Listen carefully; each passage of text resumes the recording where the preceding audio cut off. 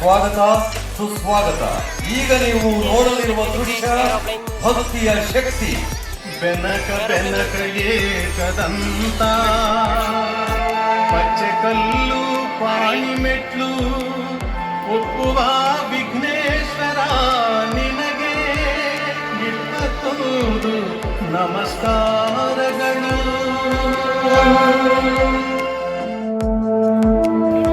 ಸಂಜನಾ ಸಂಜನಾ ಏನ್ ಮಾಡ್ತಾ ಇದ್ದೀವಿ?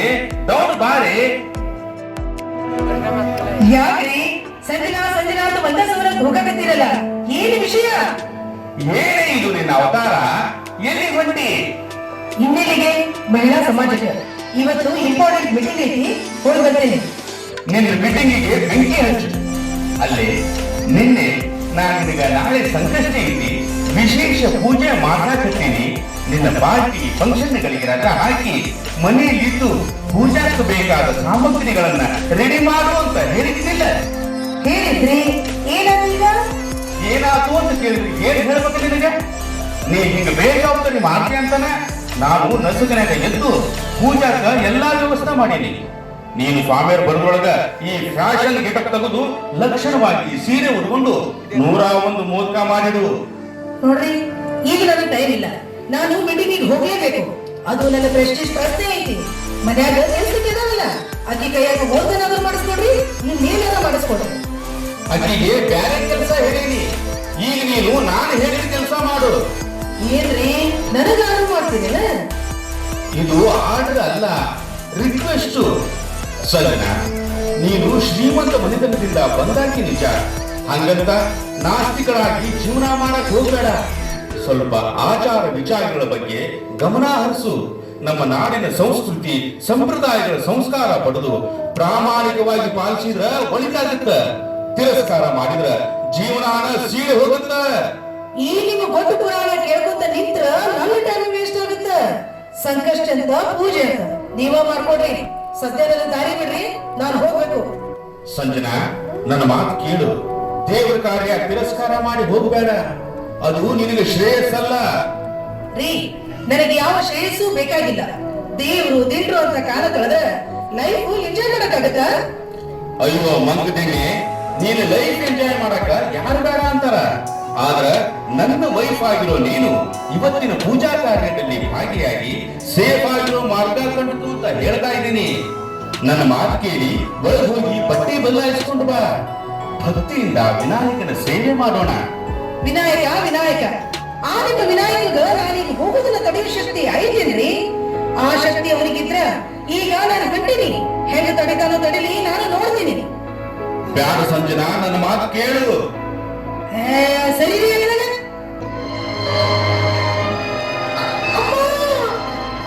ಯಾಕೆ, ಏನಾದ್ರು?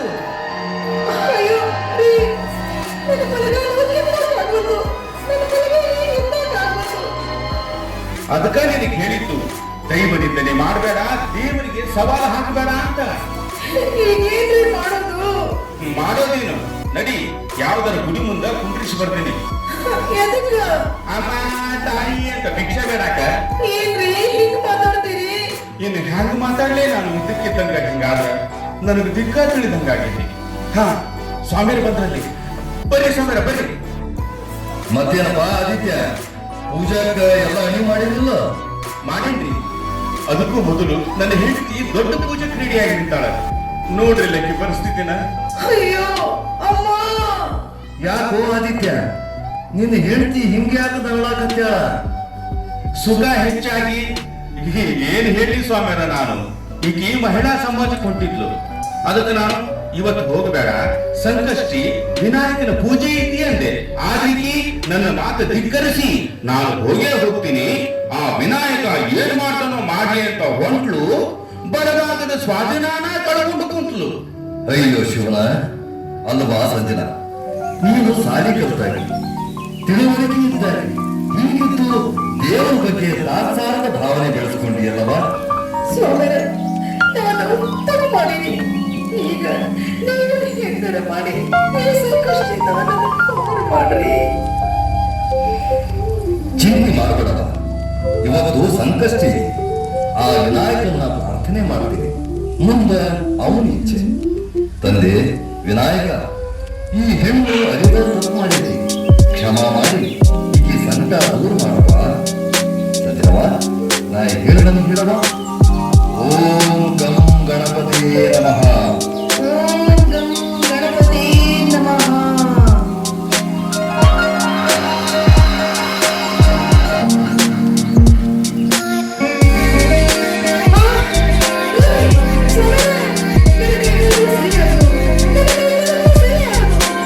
ಎಲ್ಲ ಆ ವಿನಾಯಕನ ಮಹಿಮೆ. ಭಕ್ತಿಯ ಶಕ್ತಿಗೆ ಯಾವುದೂ ಅಸಾಧ್ಯವಲ್ಲ. ಯಾರು ದೈವವನ್ನು ಪರಿಗಣಿಸಬಾರದು. ನಮ್ಮ ಹುಟ್ಟು ಸಾವುಗಳ ಮಧ್ಯೆ ಒಂದು ಹೋಗುವ ಕಷ್ಟ ಸುಖಗಳಿಗೆ ಆ ಭಗವಂತನೇ ಕಾರಣನಾಗಿದ್ದಾನೆ. ಅಂದಾಗ ಅವನ ಆಧೀನದಲ್ಲಿರುವ ನಾವು ಮುದುಕಿರುವ ಸಮಯದಲ್ಲಿ ಅವನನ್ನು ಕರೆದಿ ಭಕ್ತಿಯಿಂದ ಆರಾಧಿಸುವ ಭಾವ ಬೆಳೆಸಿಕೊಳ್ಳದೆ ಜೀವನ ಸಾರ್ಥಕವಾಗುತ್ತದೆ. ತಂದೆ ವಿನಾಯಕ, ನಿನ್ನ ದರ್ಶನ ಪ್ರಸಾದಿಸಿ ನಮ್ಮನ್ನು ಉದ್ಧರಿಸು. ಓಂ ವಿಘ್ನೇಶ್ವರಾಯ ನಮಃ.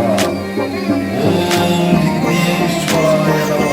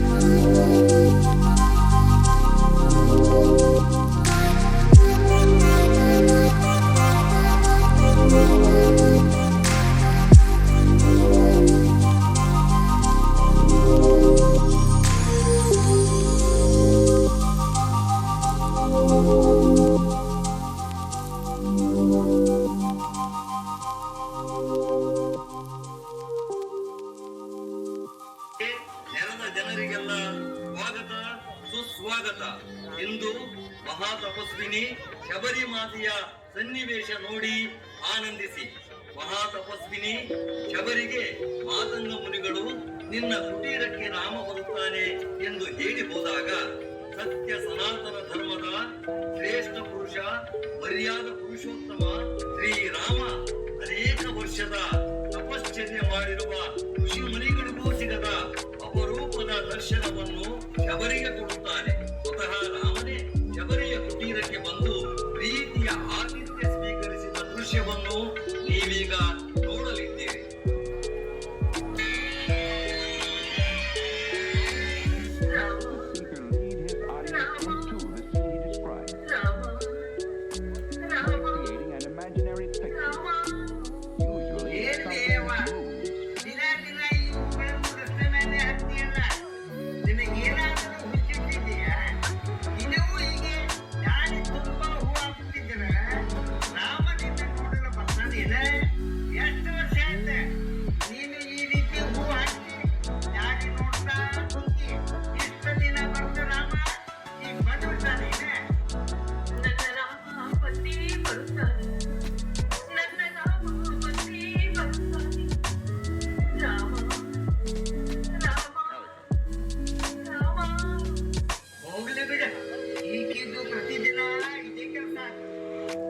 ಇನ್ನೂವರೆಗೂ ಬಂದಿಲ್ಲ ನಿಜ, ಆದರೆ ಒಂದು ದಿನ ಬಂದೇ ಬರುತ್ತಾನೆ ಎಂದು ನನ್ನ ಗುರು ಮಾತಂಗ ಮುನಿಗಳು ಹೇಳಿದ್ದಾರೆ. ನನ್ನ ಶ್ರೀರಾಮ ಬಂದೇ ಬರುತ್ತಾನೆ, ಬಂದೇ ಬರುತ್ತಾನೆ. ರಾಮ ರಾಮ ರಾಮ.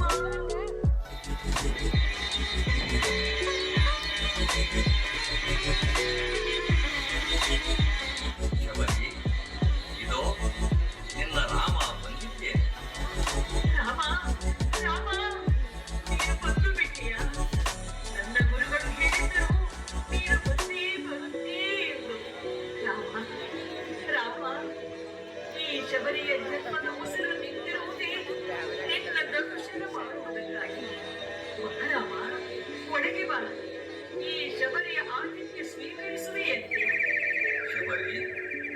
ನಾನೀಗ ಬಂದಿರುವುದೇ ನಿನ್ನ ಆತಿಥ್ಯ ಸ್ವೀಕರಿಸುವುದಕ್ಕಾಗಿ.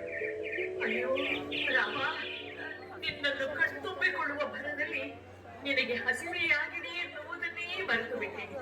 ನಡೆ, ನಿನಗಾಗಿ ಬೋರೆ ಹಣ್ಣುಗಳನ್ನು ತಂದಿದ್ದೇನೆ. ಹೌದಾ? ಹಾಗಾದರೆ ಹೇಗ ಕೊಡು, ನಮಗೂ ತುಂಬಾ ಹಸಿವಾಗಿದೆ. ಬಾ ರಾಮ, ಒಳಗೆ ಬಾ. ಈ ಶಬರಿಯ ಆತಿಥ್ಯ ಸ್ವೀಕರಿಸು ರಾಮ.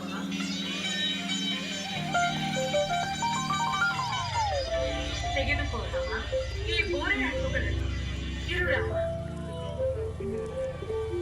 ಅಯ್ಯೋ, ಇದು ಹುಳಿಯಾಗಿದೆ, ಇದನ್ನು ನೀನು ತಿನ್ನುವುದು ಬೇಡ. ಈ ಸಿಹಿಯಾಗಿರುವ ಹಣ್ಣನ್ನು ನಿನಗೆ ನೀಡುತ್ತಿದ್ದೇನೆ. ತೆಗೆದುಕೋ, ಈ ಹಣ್ಣನ್ನು ತಿನ್ನು. ಆಹಾ, ಶಬರಿ, ಈ ಹಣ್ಣು ಎಷ್ಟು ಸಿಹಿಯಾಗಿದೆ. ಹೌದೇ ರಾಮ? ತೆಗೆದುಕೋ ರಾಮ, ಇದು ಸಿಹಿಯಾಗಿದೆ, ತಿನ್ನು. ನಿನ್ನ ಆತಿಥ್ಯ ನನಗೆ ಅತೀವ ಸಂತೋಷ ತಂದಿದೆ. ಅದರಲ್ಲೂ ನೀನು ಹಂಚಿದ್ದ ಹಣ್ಣುಗಳು ತುಂಬಾ ಸಿಹಿಯಾಗಿವೆ. ನಿನ್ನ ಆತಿಥ್ಯದಿಂದ ನಾನು ಪ್ರಸನ್ನನಾದೆ ಶಬರಿ. ರಾಮ, ನಿನ್ನ ಲಕ್ಷಣವಾದ ನೀನೇ ನನಗೆ ಮೋಕ್ಷ ಪ್ರಾಪ್ತಿ ಎಂದು ನನ್ನ ಗುರು ಮಾತನ್ನು ಮುನಿಗಳು ಹೇಳಿರುವುದು. ದಯಮಾಡಿ ಈ ಮುನಿ ಜೀವಕ್ಕೆ ಮೋಕ್ಷ ಕರುಣಿಸುತ್ತಂತೆ. ಶಬರಿ, ನಿನ್ನ ನಿಷ್ಕಲ್ಮಶ ಭಕ್ತಿ, ಪ್ರಾಮಾಣಿಕ ಪರಿಶುದ್ಧ ಮನಸ್ಸೇ ನಿನಗೆ ಪ್ರಸನ್ನವಾಗಿದೆ. ಸದ್ಗುಣ ಸಂಪನ್ನಿಯಾದ ನಿನಗೆ ಮೋಕ್ಷ ಹೊಂದುವ ಕಾಲ ಸನ್ನಿಹಿತವಾಗಿದೆ. ನಿನಗೆ ಮಂಗಳವಾಗಲಿ, ಸರ್ವರಿಗೂ ಮಂಗಳವಾಗಲಿ.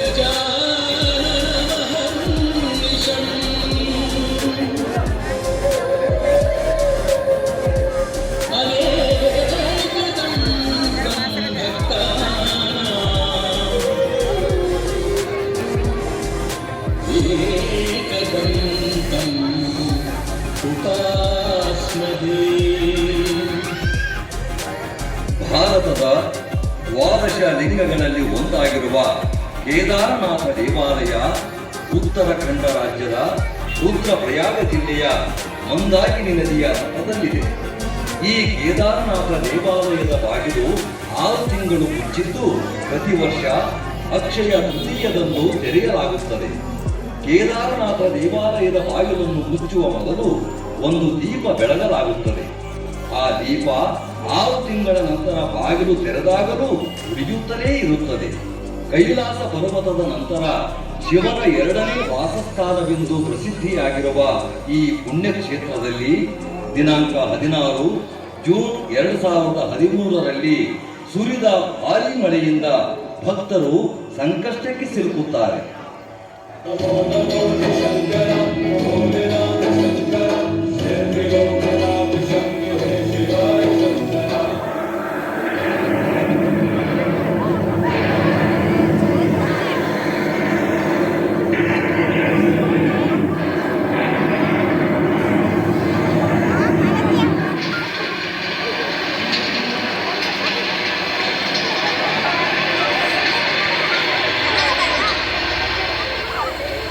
ಅಯ್ಯೋ ಅಯ್ಯೋ, ಇದೆಂಥ ಮಳೆ! ತಂದೆ ಕೇದಾರನಾಥ, ನಿನ್ನ ದರ್ಶನಕ್ಕೆ ಬಂದ ಭಕ್ತರನ್ನು ನೀನೇ ಕಾಪಾಡಬೇಕಪ್ಪ. ಈ ರಣಭೀಕರ ಮಳೆಗೆ ಮಂದಾಕಿನಿ ನದಿ ಉಕ್ಕಿ ಹರಿದು ಎಲ್ಲವನ್ನೂ ಕೊಚ್ಚಿಕೊಂಡು ಹೋಗ್ತಾ ಇದೆ. ನಮಗಿನ್ನೂ ಉಳಿಗಾಲವಿಲ್ಲ. ಅದೋ ಅಲ್ಲಿ ನೋಡಿ, ನದಿಯ ನೀರು ಪ್ರವಾಹವಾಗಿ ಹರಿದು ದೇವಾಲಯದ ಕಡೆ ನುಗ್ಗಿ ಬರುತ್ತಿದೆ. ದೇವಾಲಯ ಉಳಿಯುವಂತೆ ಕಾಣುತ್ತಿಲ್ಲ. ತಂದೆ ಭೋಲೆನಾಥ, ಈಗ ನೀನೇ ಏನಾದರೂ ಪವಾಡ ತೋರಿಸಬೇಕಪ್ಪ. ಭಕ್ತರೇ, ಭಯಪಡಬೇಡಿ. ಕೇದಾರನಾಥ ಎಲ್ಲರನ್ನೂ ಕಾಪಾಡುತ್ತಾನೆ. ಆದಷ್ಟು ಬೇಗ ದೇವಾಲಯದ ಕಡೆಗೆ ನಡೆಯಿರಿ.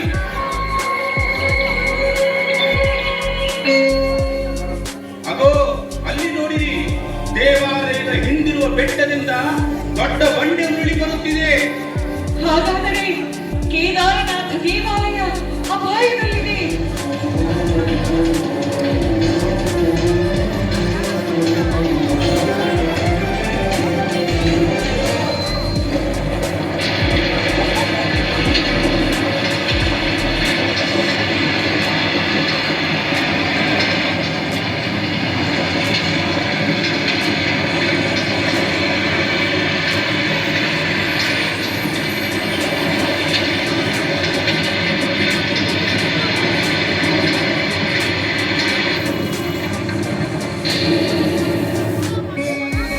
ಅಲ್ಲಿ ನೋಡಿರಿ ಆಶ್ಚರ್ಯವನ್ನು. ಉರುಳಿ ಬಂದ ಬಂಡೆ ದೇವಾಲಯದ ಹಿಂಭಾಗದಲ್ಲಿ ಬಂದು ನಿಂತು ಬಿಟ್ಟಿತು. ಆ ಬಂಡೆ ದೇವಾಲಯವನ್ನು ನಮ್ಮೆಲ್ಲರನ್ನು ಸುರಕ್ಷಿತವಾಗಿರಿಸಿದೆ. ಇದು ಸಾಮಾನ್ಯ ಬಂಡೆಯಲ್ಲ, ಸಾಕ್ಷಾತ್ ಶಿವನೇ ಭೀಮ ಬಂಡೆಯ ರೂಪದಲ್ಲಿ ದೇವಾಲಯದೊಂದಿಗೆ ಭಕ್ತರನ್ನೂ ರಕ್ಷಿಸಲು ಬಂದಿದ್ದಾನೆ. ಈ ರೀತಿ ಭೀಮ ಬಂಡೆ ಕೇದಾರನಾಥ ದೇವಾಲಯದ ಹಿಂಭಾಗ ಅನತಿ ದೂರದಲ್ಲಿ ಬಂದು ನಿಲ್ಲುತ್ತದೆ. ಆಗ ಪ್ರವಾಹವಾಗಿ ಹೋಗರೆದು ಹರಿದು ಬಂದ ನದಿಯ ನೀರು ಇಬ್ಬಾಗವಾಗಿ ಹರಿದು ಹೋಗುತ್ತದೆ.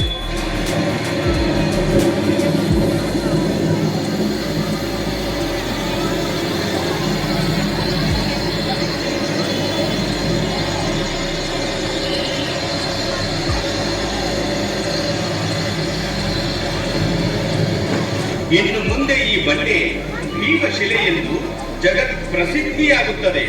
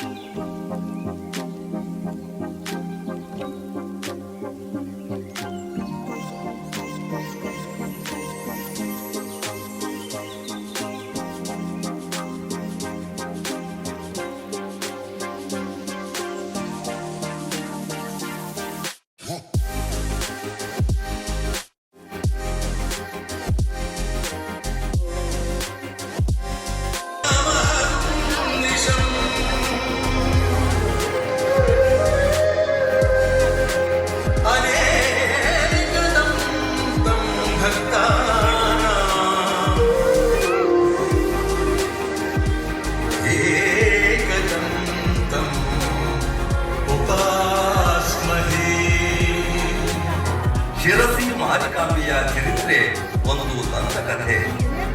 ಮಾರಿಕಾಂಬೆ ಸುರಲೋಕ ಸುಂದರಿಯನ್ನೂ ನಾಗಿಸುವ ಅಪ್ರತಿಮ ಸೌಂದರ್ಯದ ಬ್ರಾಹ್ಮಣ ಕನ್ಯೆ.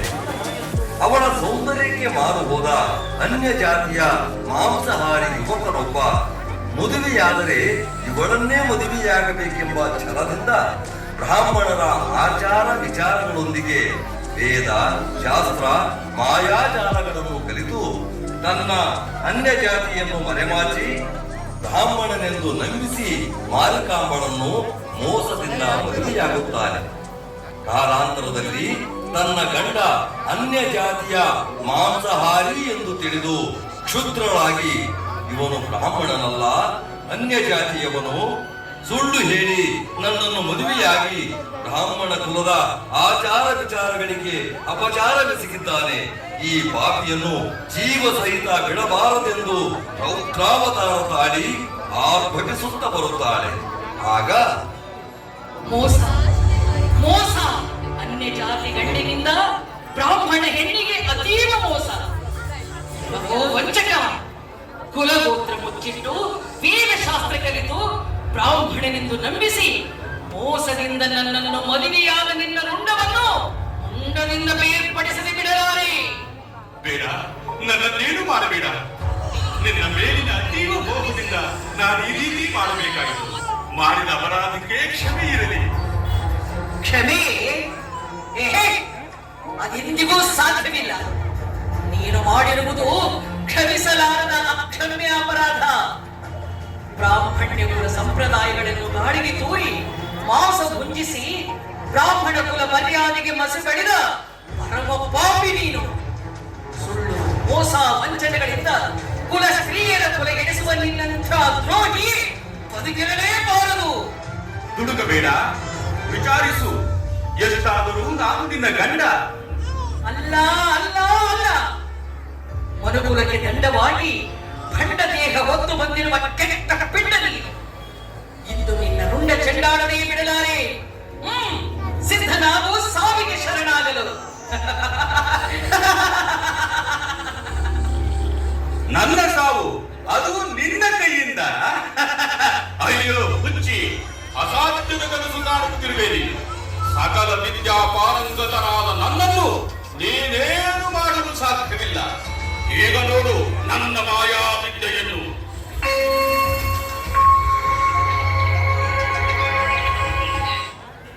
ಎಲ್ಲಿ ಎಲ್ಲಿ ಮಾಯವಾಗಿ ಎಲ್ಲಿ ಅಡಗಿ ಕುಳಿತೀಯೋ ನೀಚ. ನನ್ನ ಮುಂದೆ ನಿನ್ನ ಮಾಯಾ ವಿದ್ಯೆಯ ಆಟ ನಡೆಯಲಾರದು. ಅದಾವ ಪ್ರಾಣಿಯ ದೇಹದಲ್ಲಿ ಅಡಗಿ ಕುಳಿತಿರುವೆಯೋ ಆರೋ ನನ್ನೆದುರು ಬಾ.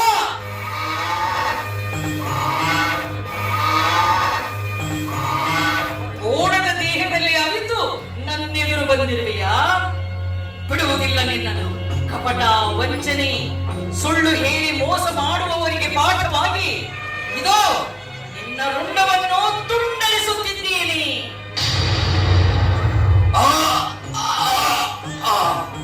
ಈ ರೀತಿ ಕೋಡನ ದೇಹದಲ್ಲಿ ಅಡಗಿ ಕುಳಿತಿದ್ದ ಗಂಡನ ರುಂಡವನ್ನು ಕತ್ತರಿಸಿ ಆವೇಶಗೊಂಡು ಮನೆಗೆ ಬೆಂಕಿ ಹಚ್ಚಿ ತಾನು ಅಗ್ನಿಗೆ ಆಹುತಿಯಾಗುತ್ತಾಳೆ.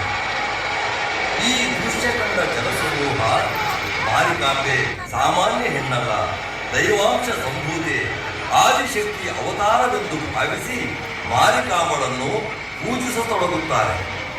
ಶಿರಸಿ ಮಾರಿಕಾಂಬ ಪ್ರತಿಮೆಯು ಹಾನಗಲ್ಲಿನಿಂದ ಬಂದದ್ದು ಎಂಬ ಪ್ರತೀತಿ ಇದೆ. ಹಾನಗಲ್ಲಿನ ದುರ್ಗಾದೇವಿ ಪ್ರತಿಮೆಯನ್ನು ಕಳ್ಳರು ಕತ್ತೊಯ್ದು ಶಿರಸಿಯ ಕೆರೆ ದಂಡೆಯಲ್ಲಿ ವಜ್ರ ವೈಡೂರ್ಯಗಳಿಂದ ಕೂಡಿದ ಬಂಗಾರದ ಆಭರಣಗಳನ್ನು ದೋಚಿ ದೇವಿ ಪ್ರತಿಮೆಯನ್ನು ಕೆರೆಯಲ್ಲಿ ಎಸೆದು ಹೋಗಿರುತ್ತಾರೆ. ಈಗಲೂ ಸಹ ಆ ಕೆರೆಯನ್ನು ದೇವಿ ಕೆರೆ ಎಂದು ಕರೆಯುತ್ತಾರೆ. ಕಾಲಾಂತರದಲ್ಲಿ ಅಸಾರಿ ಕುಟುಂಬದ ಬಸಪ್ಪನ ಕನಸಿನಲ್ಲಿ ದೇವಿ ಬಂದು ನಾನು ಕೆರೆಯಲ್ಲಿದ್ದೇನೆ, ನನಗೊಂದು ಸ್ಥಾನ ಕೊಡು ಎಂದಾಗ ಊರ ಗೌಡನಿಗೆ ತಿಳಿಸಿ ಕೆರೆಯಿಂದ ದೇವಿ ಪ್ರತಿಮೆಯನ್ನು ಹೊರತೆಗೆದು ಆಗ ಶಿರಸಿಯನ್ನು ಆಡುತ್ತಿದ್ದ ಇಮ್ಮಡಿ ಸದಾಶಿವರಾಯರಿಂದ 1689ರಲ್ಲಿ ಶ್ರೀ ಮಾರಿಕಾಂಬೆ ದೇವಸ್ಥಾನವನ್ನು ಕಟ್ಟಿಸಲ್ಪಡುತ್ತದೆ. ಅಂದು ಸ್ಥಾಪಿಸಲ್ಪಟ್ಟ ಶ್ರೀ ಮಾರಿಕಾಂಬ ದೇವಿಯು ಉತ್ತರ ಕನ್ನಡದ ಆರಾಧ್ಯ ದೇವತೆಯಾಗಿ ಜಗತ್ ಪ್ರಸಿದ್ಧಳಾಗಿ ನಂಬಿ ಬಂದ ಭಕ್ತರ ರೋಗ ರುಜಿನಗಳನ್ನು ದೂರ ಮಾಡಿ ಬೇಡಿದ ವರಗಳನ್ನು ಕೊಟ್ಟು ರಕ್ಷಿಸಿ ಆಶೀರ್ವದಿಸುತ್ತಿದ್ದಾಳೆ ಶಿರಸಿಯ ಶ್ರೀ ಮಾರಿಕಾಂಬೆ. ಕೇಸರ ಮೂಡಿದ ಜಗದಲ್ಲ ಬೆಳಗಿದ ಏಳೈ ಜಗದಂಬೆ ತಾಯೇ ಏಳೈ ಮಾರಿಕಾಂಬೆ ನೇಸರ ಮೂಡಿದ ಜಗವೆಲ್ಲ ಬೆಳಗಿದ ಏಳೈ ಜಗದಂಬೆ ತಾಯೇ ಏಳೈ ಮಾರಿಕಾಂಬೆ ಕರುನಾಡಿನ ಈಶ್ವರಿ ಹೇ ದಯಾ ಸಾಗರಿ ಏಳೈ ಜಗದಂಬೆ ತಾಯೇ ಏಳೈ ಮಾರಿಕಾಂಬೆ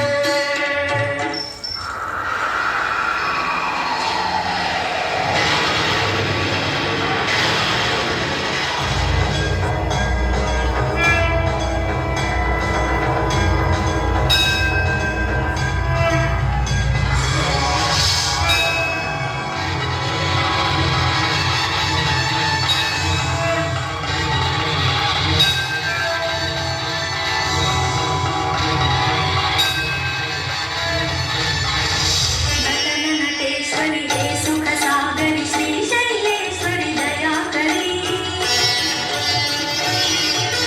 ಹೇ ಪರಮೇಶ್ವರಿ ಹೇ ಪ್ರಳಯಂಕರಿ ಹೇ ಜಯದುರ್ಗಿಯ ಕೃಪಾಕರಿ ಹೇ ಪರಮೇಶ್ವರಿ ಹೇ ಪ್ರಳಯಂಕರಿ ಹೇ ಜಯದುರ್ಗಿಯ ಕೃಪಾಕರಿ ಸುಂದರ ರೂಪಿಣಿ ಮಾಲಾಧಾರಿಣಿ ನಿತ್ಯ ನಿರಂಜನಿ ಮಾತಾಯೇ ವೇದ ವಿಲಾಸಿನಿ ಪ್ರೇಮ ಸ್ವರೂಪಿಣಿ ಸಾಕ್ಷಾತ್ಕಾರಿಣಿ ಮಹಾಮಾಯೇ ಭದ್ರಿಣಿ ರೌದ್ರಿಣಿ ದುಷ್ಟ ನಿವಾರಿಣಿ ದುರ್ಬರ ಹಾರಿಣಿ ಪಾಹಿನಿ ಎಂಬೆನು ದುರ್ಗಿ ಶಕ್ತಿ ಕೀರ್ತಿ ಶಿವಾತ್ಮೆ ಆದಿ ಮಹೇಶ್ವರಿ ದೇವಿ ಎಂಬೆನು ಕರಿ ಸರ್ವೈತ್ರ ಶುಭಕರಿ ರಾಜರಾಜೇಶ್ವರಿ ಜಯ ಮಾತೆ ತ್ರಿಭುವನ ಪಾಲಿನಿ ಅಮೃತ ವರ್ಷಿಣಿ ಕಾತ್ಯಾಯಿನಿಯೇ ಜಗನ್ಮಾತೆ ಕಲು ಕಲು ಮಿಂಚಿಯ ನಾದವ ಚೆಲ್ಲುತ್ತ ಮೆಲುನಗೆಯಿಂದ ನಡೆಯುತ್ತ ಬಾರೆ ಮಂಗಳ ಮೂರ್ತಿ ಎತ್ತುವೆ ನಾರತಿ ದೇವರ ದೇವತೆ ಹರಸುತ್ತ ಬಾರೆ ದೇವರ ದೇವತೆ ಹರಸುತ್ತ ಬಾರೆ ಏಳೈ ಜಗದಂಬೆ ತಾಯೇ ಶಿರಸಿ ಮಾರಿಕಾಂಬೆ ಏಳೈ ಜಗದಂಬೆ